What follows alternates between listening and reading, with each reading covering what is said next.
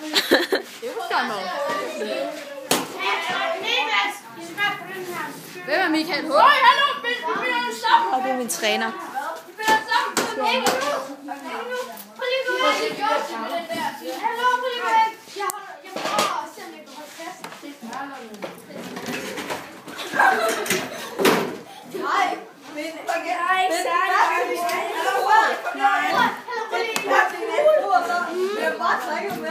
Hvorfor stopper du den anden? Fordi Det kan jeg godt, tror jeg til. Ej, så vil jeg prøve at stå på det næste ord for os.